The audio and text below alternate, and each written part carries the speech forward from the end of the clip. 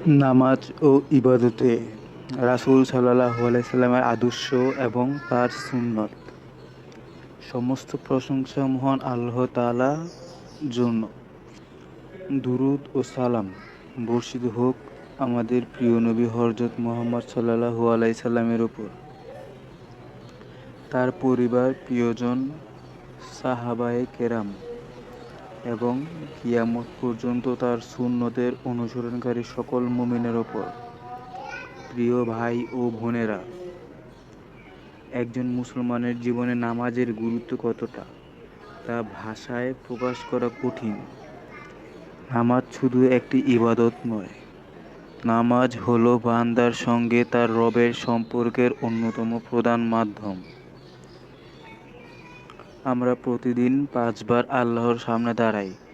পৃথিবীর সব ব্যস্ততা কিছুক্ষণের জন্য পাশে রেখে বলি, আল্লাহু আকবার, অর্থাৎ আল্লাহ সর্বশ্রেষ্ঠ।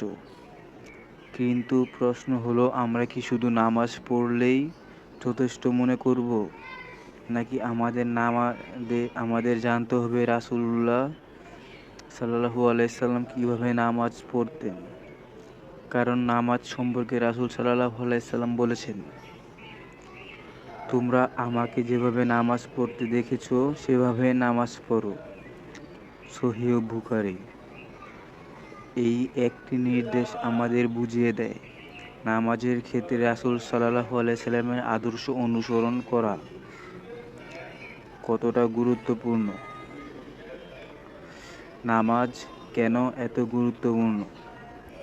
প্রিয় দর্শক, একজন মুসলমানের জীবনে ৫ ওয়াক্ত নামাজ হলো অত্যন্ত গুরুত্বপূর্ণ ফরজ ইবাদত।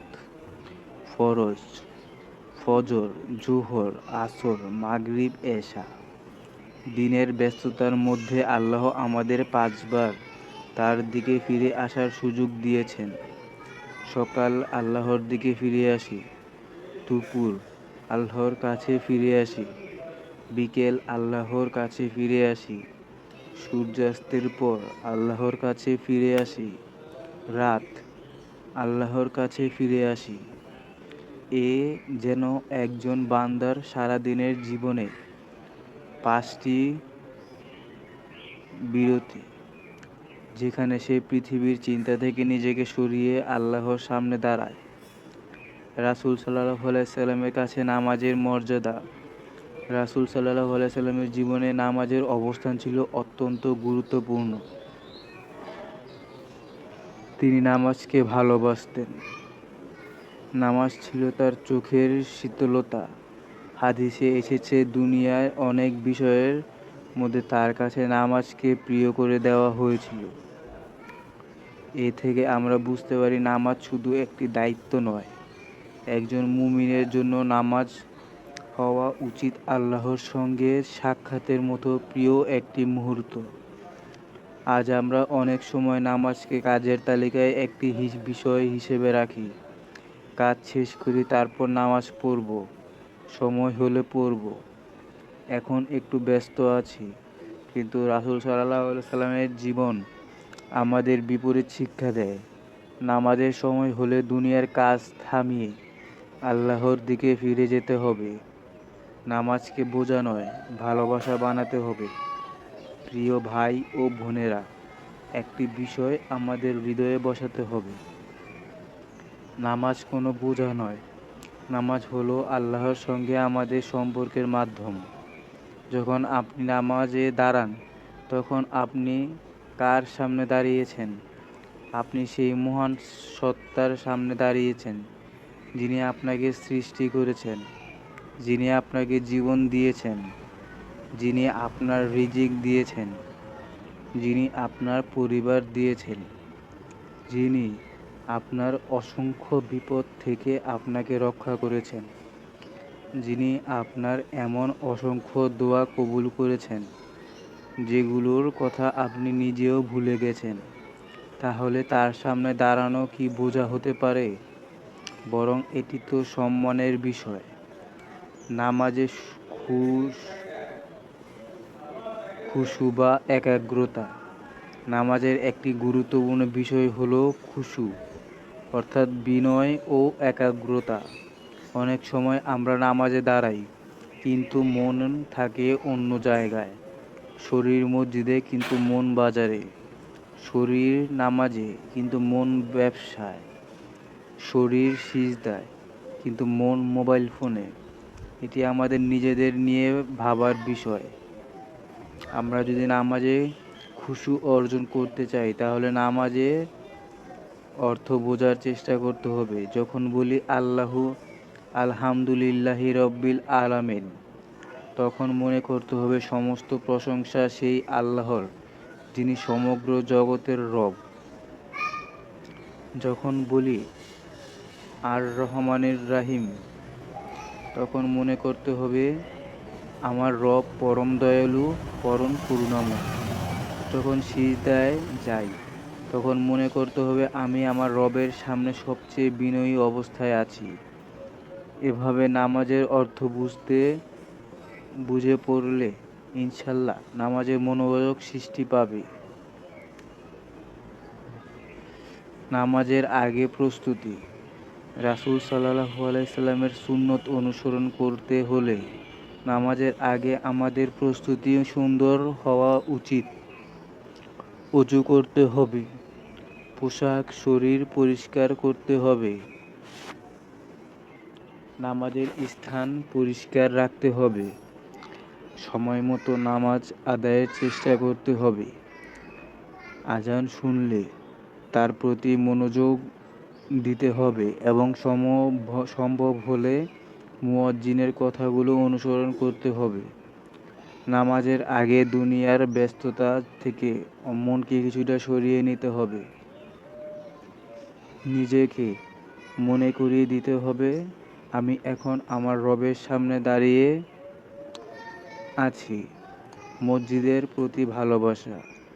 রাসূল সাল্লাল্লাহু আলাইহি সাল্লাম মসজিদের সঙ্গে মানুষের সম্পর্ককে অত্যন্ত গুরুত্বপূর্ণ করে তুলেছেন। মসজিদ শুধু নামাজ পড়ার স্থান নয়, মসজিদ হলো ঈমানের পরিবেশ। এখানে মানুষ আল্লাহকে স্মরণ করে, কুরআন শেখে, ভাইয়ের সঙ্গে দেখা করে, দ্বীনের কথা শোনে। তাই সামর্থ্য থাকলে পুরুষদের জন্য জামাতে নামাজের প্রতি যত্নবান হওয়া উচিত। মসজিদে যাওয়ার সময়ও আদব রয়েছে। শান্তভাবে যেতে হবে, মানুষকে বিরক্ত করা যাবে না। মসজিদে প্রবেশের সময় দোয়া পড়া এবং বের হওয়ার সময় দোয়া পড়া সুন্নত আমলের অন্তর্ভুক্ত। আজানের মর্যাদা। আজান হলো আল্লাহর দিকে আহ্বান। আল্লাহু আকবার, আল্লাহ সর্বশ্রেষ্ঠ। হাইয়া আলাস সালাহ, নামাজের দিকে এসো। হাইয়া আলাল ফালাহ, সফলতার দিকে এসো। কত সুন্দর আহ্বান! দুনিয়ায় আমাদের কত দিকে ডাকে, টাকা উপার্জনের দিকে, বিনোদনের দিকে, খ্যাতির দিকে, ব্যবসার দিকে। কিন্তু দিনে 5 বার আজান আমাদের মনে করিয়ে দেয় আসল সফলতা আল্লাহর আনুগত্যে। তাই আজানকে অবহেলা না করে এর জবাব দেওয়া এবং নামাজের জন্য প্রস্তুত হওয়া উচিত। 5 ওয়াক্ত নামাজের গুরুত্ব। রাসূল সাল্লাল্লাহু আলাইহি সাল্লাম উম্মতকে 5 ওয়াক্ত নামাজের প্রতি অত্যন্ত গুরুত্ব দিয়েছেন। ফজর, ঘুমের সময়ও আল্লাহর ডাকে সাড়া দেওয়ার শিক্ষা। জোহর, ব্যস্ত দিনের মাঝেও আল্লাহকে ভুলে না যাওয়ার শিক্ষা। আসর, দিন শেষের দিকে এসেও ইবাদত ধরে রাখার শিক্ষা। মাগরিব, দিনের পরিবর্তনের সময় আল্লাহকে স্মরণ করার শিক্ষা। এশা, রাতের আগে আল্লাহর কাছে ফিরে যাওয়ার শিক্ষা। প্রতিটি নামাজ যেন আমাদের জীবনের একটি মাইল ফলক। ফজরের নামাজ ও রাসূল সাল্লাল্লাহু আলাইহি সাল্লাম। ফজরের নামাজের সময় মানুষ সবচেয়ে বেশি ঘুমের মধ্যে থাকে। বিছানা আরামদায়ক, শরীর ক্লান্ত, বাইরে অন্ধকার। কিন্তু তখনই মুয়াজ্জিনের কণ্ঠে আসে আসসালাতু খায়রুম মিনাল নাওম। নামাজ ঘুমের চেয়ে উত্তম।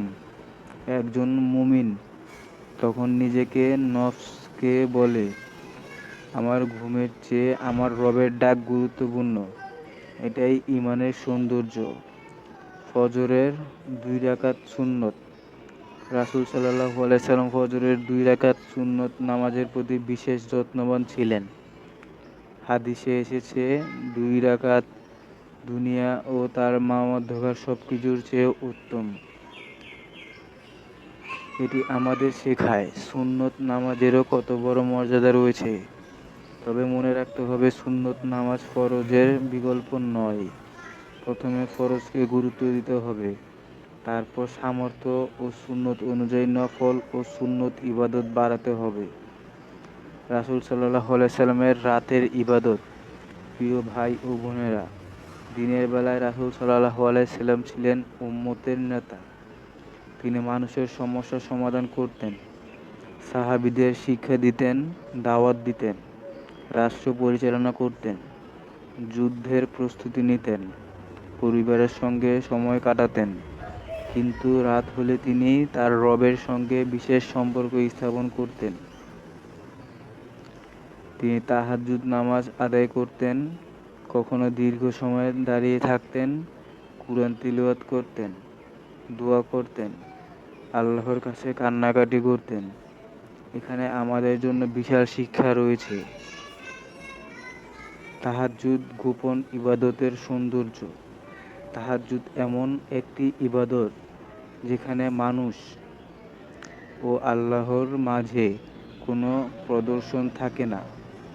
সবাই ঘুমিয়ে আছে, কেউ দেখছে না, কোনো ক্যামেরা নেই, কোনো দর্শক নেই, কোনো প্রশংসা নেই, শুধু বান্দা এবং তার রব। আপনি যদি রাতের কোনো অংশে উঠে 2 রাকাত নামাজ পড়েন, আল্লাহর কাছে নিজের কথা বলেন, নিজের গুনাহের জন্য কান্না করেন, তাহলে এটি আপনার জীবনের সবচেয়ে সুন্দর মুহূর্তগুলোর একটি হতে পারে। দোয়ার প্রতি রাসূল সাল্লাল্লাহু আলাইহি সাল্লামের গুরুত্ব। রাসূল সাল্লাল্লাহু আলাইহি সাল্লাম আমাদের শিখিয়েছেন, দোয়া শুধু বিপদের সময়ের বিষয় নয়। দোয়া হলো সব সময়ের সম্পর্ক। খাবারের জন্য দোয়া, ঘুমের জন্য দোয়া, বাড়িতে প্রবেশের দোয়া, বের হওয়ার দোয়া, সফরের দোয়া, বিপদের দোয়া, সুস্থতার দোয়া, ক্ষমার দোয়া, জান্নাতের দোয়া, জাহান্নাম থেকে আশ্রয়ের দোয়া। একজন মুমিনের জীবনে যেন দোয়ার পরিপূর্ণ থাকে। সিজদা বান্দার সবচেয়ে নিকটতম অবস্থা। রাসূল সাল্লাল্লাহু আলাইহি সাল্লাম বলেছেন, বান্দা তার রবের সবচেয়ে নিকটবর্তী হয় সিজদার অবস্থায়। সহিহ মুসলিম। কি অসাধারণ বিষয়! আমরা যখন দুনিয়ার কাছে মাথা উঁচু করে চলি, তখন সিজদায় গিয়ে আল্লাহর সামনে মাথা নত করি। সিজদা আমাদের অহংকার ভেঙে দেয়। সিজদা মনে করিয়ে দেয়, আমি আল্লাহর বান্দা। আমার শক্তি সীমিত, আমার জ্ঞান সীমিত, আমার সম্পদ সীমিত, আমার জীবন সীমিত, কিন্তু রব অসীম ক্ষমার অধিকারী। তাই সিজদায় বেশি বেশি দোয়া করুন, নিজের জন্য, পরিবারের জন্য, সন্তানের জন্য, মৃত বাবা মায়ের জন্য, সমস্ত মুসলিম উম্মার জন্য। নামাজের বাইরে জিকির। রাসূল সাল্লাল্লাহু আলাইহি শুধু নামাজের সময় আল্লাহকে স্মরণ করতেন না, তিনি সব সময় আল্লাহকে স্মরণ করতেন।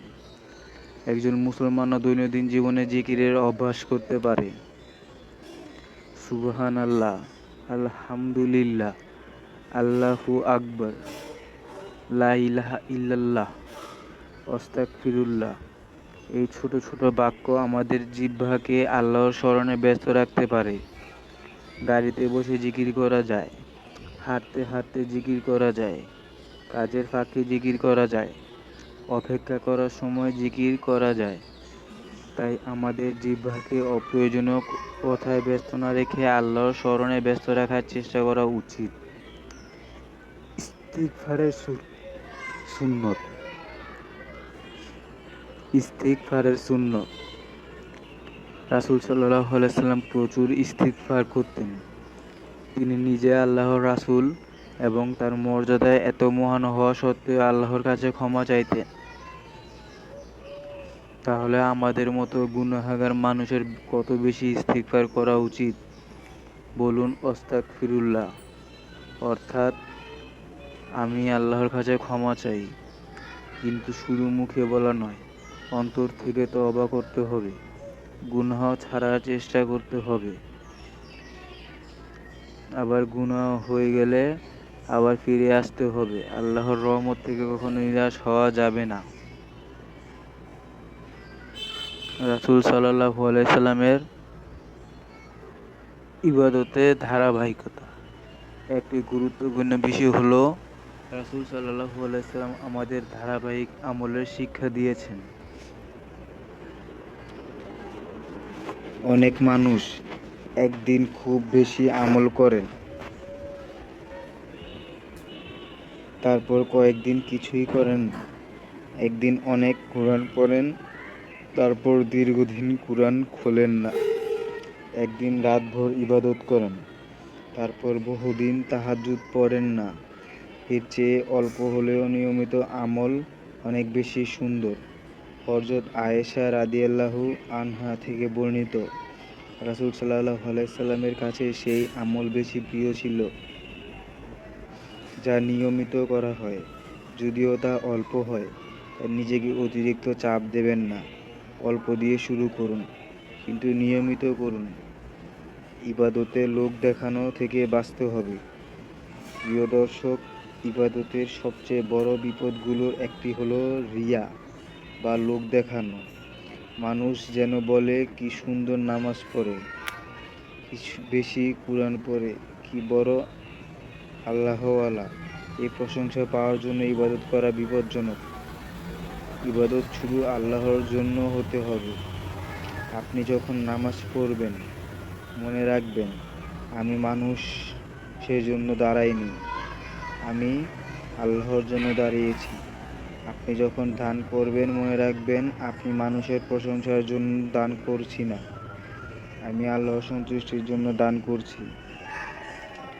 আপনি যখন কোরআন পড়বেন, মনে রাখবেন, আমি মানুষের কাছে নিজের পরিচয় দেওয়ার জন্য, আল্লাহর হেদায়েত পাওয়ার জন্য পড়ছি। ইবাদতের পাশাপাশি মানুষের অধিকার। আরেকটি বিষয় ভুলে গেলে চলবে না। ইসলাম শুধু ব্যক্তিগত ইবাদতের ধর্ম নয়। আপনি নামাজ পড়বেন, রোজা রাখবেন, এগুলো অত্যন্ত গুরুত্বপূর্ণ। কিন্তু মানুষের অধিকার নষ্ট করলে আপনাকে সেই বিষয়ে জবাবদিহি করতে হবে। কারো সম্পদ অন্যায়ভাবে নেবেন না, কারো সম্মান নষ্ট করবেন না, গীবত করবেন না, প্রতারণা করবেন না, অন্যের ওপর জুলুম করবেন না। কারণ রাসূল সাল্লাল্লাহু আলাইহি সাল্লামের সুন্নত আমাদের ইবাদতের পাশাপাশি মানুষের হক রক্ষা করতে শেখায়।